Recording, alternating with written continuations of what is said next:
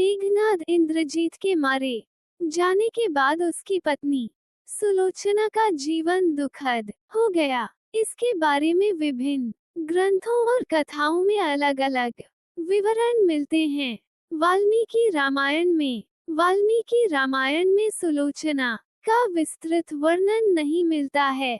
केवल इतना बताया गया है कि वह मेघनाद की पत्नी थी, लेकिन उसके आगे के जीवन का कोई उल्लेख नहीं है।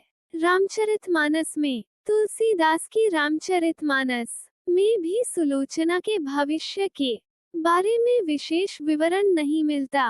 अन्य लोक कथाओं और पुराणों में बाद की पौराणिक कथाओं और जनश्रुतियों में कहा जाता है कि जब मेघनाद की मृत्यु हुई तो सुलोचना को अत्यंत दुख हुआ। कुछ कहानियों के अनुसार सती हो गई। कई मान्यताओं में कहा जाता है कि सुलोचना ने अपने पति मेघनाद के शव के साथ सती होना स्वीकार कर लिया और अग्नि में प्रवेश कर गई, वन में चली गई। कुछ कथाओं में कहा जाता है कि सुलोचना पति की मृत्यु के बाद लंका छोड़कर वन में चली गई और तपस्या में जीवन व्यतीत किया। लोक प्रचलित कथा। एक प्रसिद्ध कथा के अनुसार जब हनुमान जी ने मेघनाद का सिर लंका ले जाकर रावण को दिखाया, तब सुलोचना को इसका पता चला।